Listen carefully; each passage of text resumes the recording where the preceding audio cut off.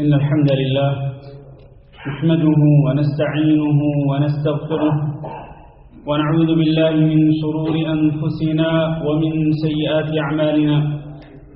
من يهده الله فلا مضل له ومن يضلل فلا هادي له وأشهد أن لا إله إلا الله وحده لا شريك له وأشهد أن محمدا عبده ورسوله اللهم صل على محمد وعلى آل محمد كما صليت على إبراهيم وعلى آل إبراهيم إنك حميد مجيد اللهم بارك على محمد وعلى آل محمد كما باركت على إبراهيم وعلى آل إبراهيم إنك حميد مجيد أما بعد فإن خير الحديث كتاب الله وخير الهدي هدي محمد صلى الله عليه وسلم وشر الأمور محدثاتها وكل محدثة بدعة وكل بدعة ضلالة وكل ضلالة في النار أعوذ بالله من الشيطان الرجيم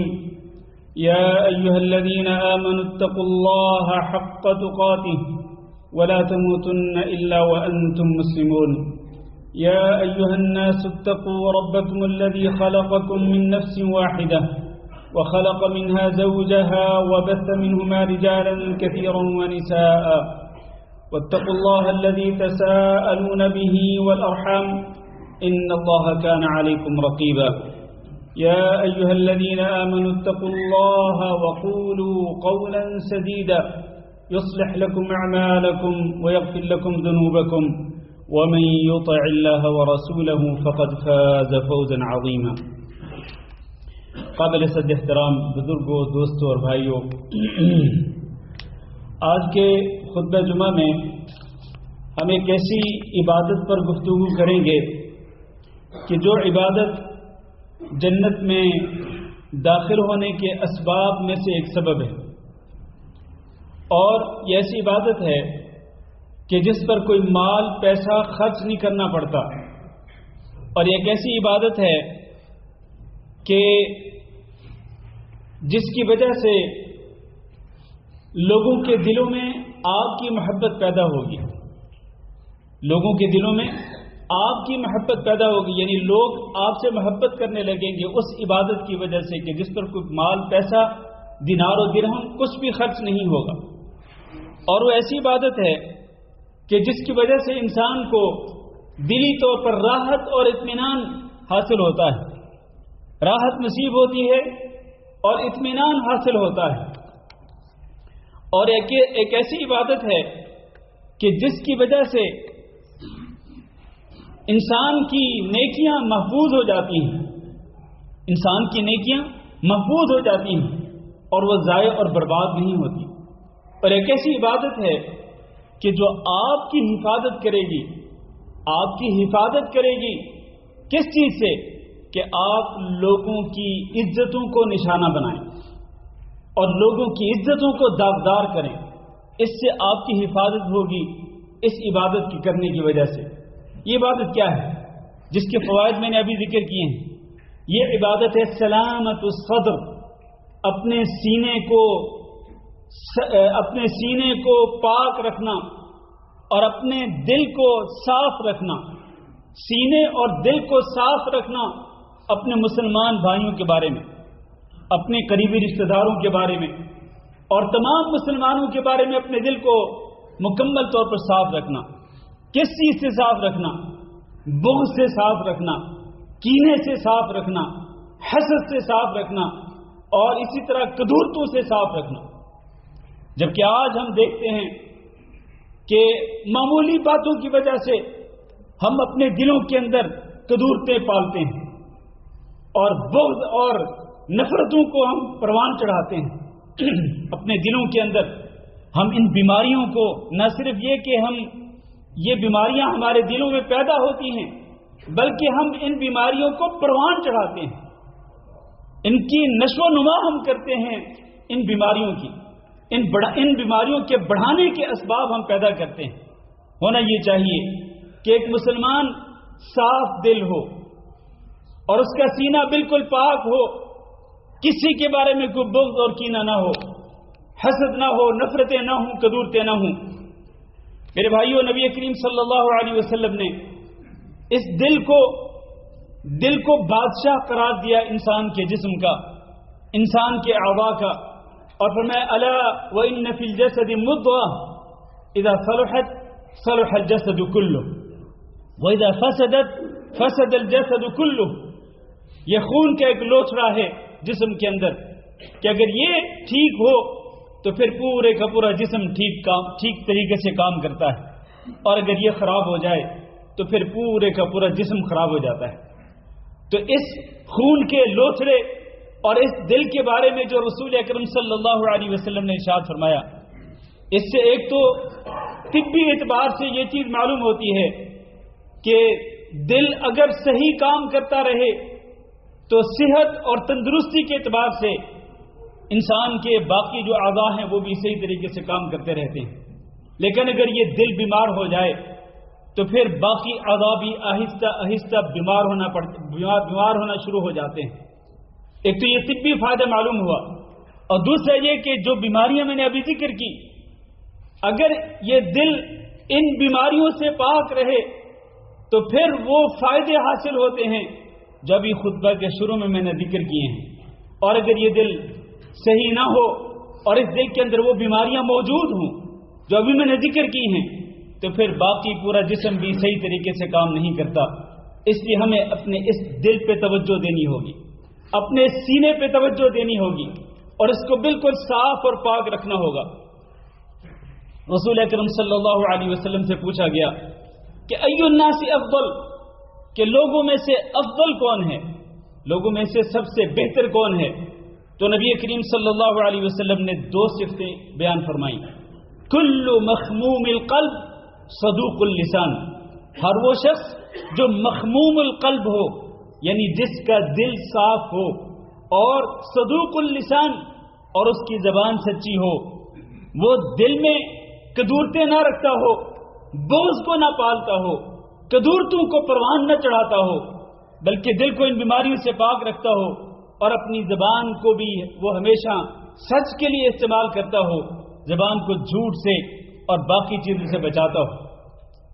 صحابہ کرام نے عرض کی اللہ کے رسول، ہم یہ تو پہچانتے ہیں کہ صدوق اللسان کون ہوتا ہے، سچی زبان والا، لیکن یہ جو آپ نے ارشاد فرمایا مخموم القلب، اس کا معنی کیا ہے؟ اس کی ذرا وضاحت کر دیجئے۔ تو نبی صلی اللہ علیہ وسلم نے فرمایا هو التقی النقی، وہ دل جو بالکل صاف ستھرا ہو، پاک ہو، صاف شفاف ہو، لا اثم فیہ، اس میں کوئی گناہ نہ ہو، ولا بغی، اس میں ظلم کرنے کا کوئی پروگرام نہ ہو، ولا غل، اور اس کے اندر کسی کے بارے میں کوئی کینہ نہ ہو، ولا حسد، اور اس میں کسی قسم کا کینہ بھی نہ ہو، کسی قسم کا حسد بھی نہ ہو۔ جو دل ان بیماریوں سے پاک ہوگا تو جس انسان کے پاس یہ دل ہوگا اور اس کی زبان بھی سچی ہوگی تو وہ انسان سب لوگوں میں سے سب سے افضل ہوگا۔ اس کو رسول اکرم صلی اللہ علیہ وسلم نے لوگوں میں سب سے بہترین انسان قرار دیا۔ اس لیے ہمیں اپنے اندر یہ صفتیں پیدا کرنی چاہیے جو رسول اکرم صلی اللہ علیہ وسلم نے ذکر کی۔ اور دل کی جو صفائی ہے، دل کا صاف شفاف ہونا، دل کا پاک ہونا، یہ اہل جنت کی صفات میں سے ایک صفت ہے، کیونکہ اللہ تعالیٰ نے قرآن مجید میں ارشاد فرمایا وَنَزَعْنَا مَا فِي صُدُورِهِم مِّن غِلٍّ إِخْوَانًا عَلَى سُرُرٍ مُتَقَابِلِينَ، ہم جب ان کو جنت میں داخل کر دیں گے، اللہ تعالیٰ ہمیں ان میں شامل فرمائے، جنت والوں کو اللہ رب العزت جنت میں داخل کر دے گا، تو پھر فرمایا وَنَزَعْنَا مَا فِي صُدُورِهِم مِّن غِلٍّ، ان کے سینوں کے اندر یہ جو کینے کی بیماری دنیا کے اندر پائی جاتی تھی، ہم اس بیماری کو کھینچ لیں گے ان کے سینوں سے، ان کے سینوں کو پاک کر دیں گے، اخواناً، اور یہ سارے بھائی بھائی بن جائیں گے، علی سرر متقابلین، اور یہ پھر جنت کی نعمتوں سے محظوظ ہوں گے اور جنت کی نعمتوں کو انجوائے کریں گے۔ تو یہ جنت والوں کی ایک صفت ہے جو ہمیں آج دنیا کے اندر اپنی زندگی میں پیدا کرنی ہوگی کہ ہم آج ہی اپنے دلوں کو اس کینے سے اور اسی طرح بغض اور حسد سے پاک کر دیں۔ ایک صحابی حضرت انس رضی اللہ تعالیٰ عنہ بیان کرتے ہیں کہ رسول اکرم صلی اللہ علیہ وسلم نے ایک مرتبہ ارشاد فرمایا یطلع علیکم رجل يطلع عليكم الآن رجل من اہل الجنہ، ابھی ابھی تمہارے پاس ایک جنتی شخص آئے گا۔ چنانچہ ایک شخص داخل ہوا، اس کی کیفیت یہ تھی، ہیئت یہ تھی کہ اس کی داڑھی سے وضو کا پانی ٹپک رہا تھا، اور اس نے اپنے جوتے کو اپنے بائیں ہاتھ میں پکڑا ہوا تھا۔ وہ داخل ہوا، اور اسی طرح پھر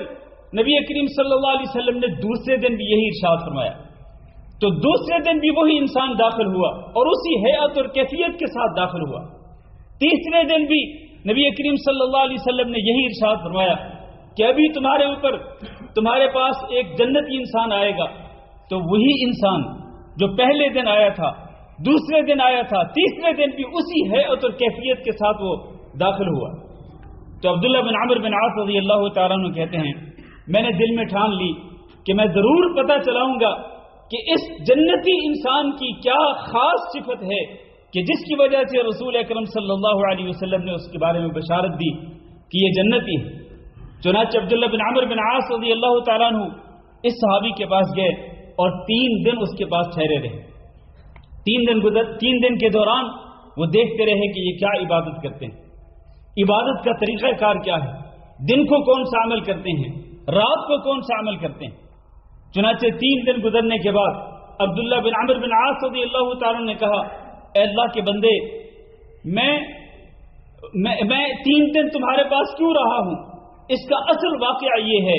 کہ رسول اکرم صلی اللہ علیہ وسلم نے تمہارے بارے میں 3 دن مسلسل یہ کہا، آپ نے ارشاد فرمایا کہ تم پر ایک جنتی انسان داخل ہوگا اور تم ہی داخل ہوتے رہے۔ میں یہ جاننا چاہتا تھا کہ تمہارا کون سا خاص عمل ہے، لیکن میں نے تمہارے پاس 3 دن رہ کر کوئی خاص عمل نہیں دیکھا۔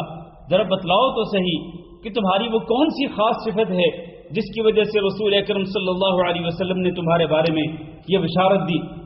تو اس انسان نے کہا، غیر انی لا اجد فی نفسی غلا لأحد من المسلمین ولا احسد احدا على خیر اعطاہ اللہ ایاہ۔ میں کوئی خاص عمل تو نہیں کرتا،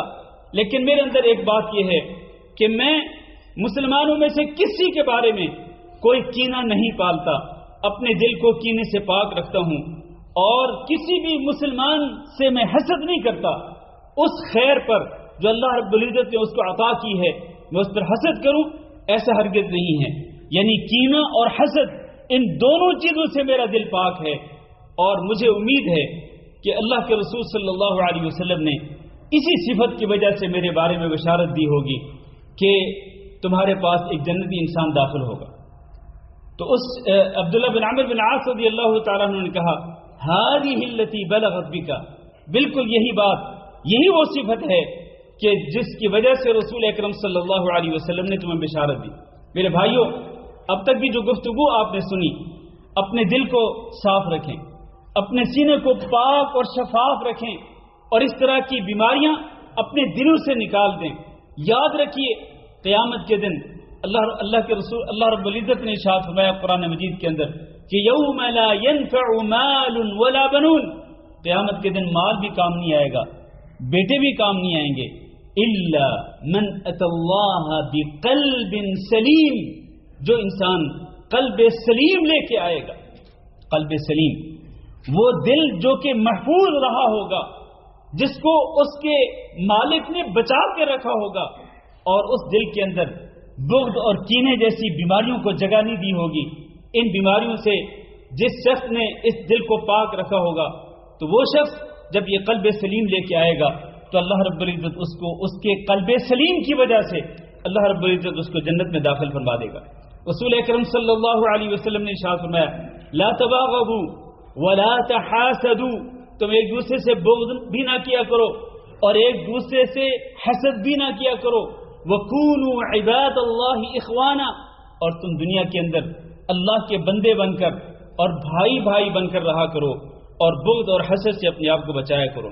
خصوصاً وہ لوگ جو کہ اس دنیا سے جا چکے،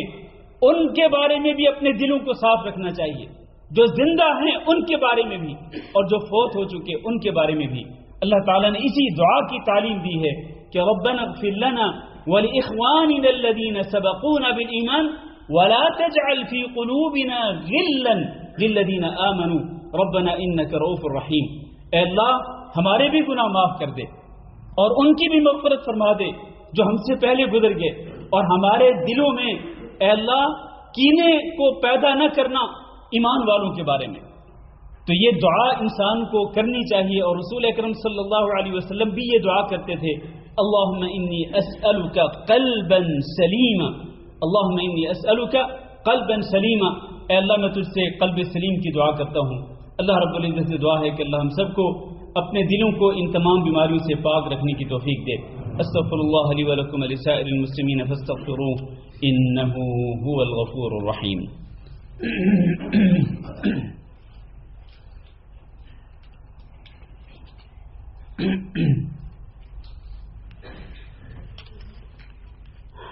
إن الحمد لله نحمده ونستعينه ونستغفره ونعوذ بالله من شرور أنفسنا ومن سيئات أعمالنا، من يهده الله فلا مضل له ومن يضلل فلا هادي له، وأشهد أن لا إله إلا الله وحده لا شريك له، وأشهد أن محمدا عبده ورسوله۔ اللهم صل على محمد وعلى آل محمد كما صليت على إبراهيم وعلى آل إبراهيم إنك حميد مجيد، اللهم بارك على محمد وعلى آل محمد كما باركت على إبراهيم وعلى آل إبراهيم إنك حميد مجيد۔ میرے بھائیو اور دوستو، رسول اکرم صلی اللہ علیہ وسلم نے ارشاد فرمایا کہ ہر پیر اور ہر جمعرات کو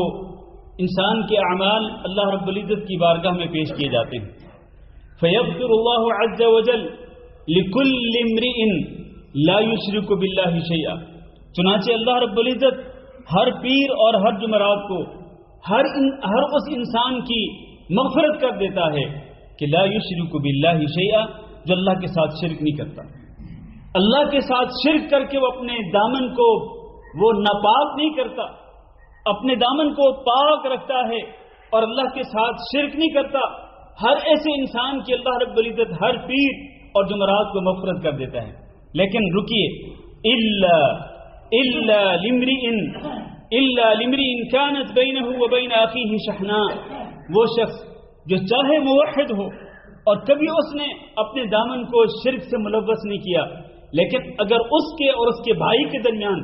بغض پایا جاتا ہے، کینہ پایا جاتا ہے، تو اللہ رب العزت ان ایسے انسان کی مغفرت نہیں کرتا، اور اللہ تعالیٰ فرماتا ہے فرشتوں کو انظروا ہذین، ان دونوں کو بھی مہلت دے دو، حتی یصطلحا، جب تک یہ صلح نہیں کر لیتے ہیں اس وقت تک ان کی مغفرت نہ لی۔ تو ایک موحد انسان جو شرک سے اپنے دامن کو بچاتا ہو،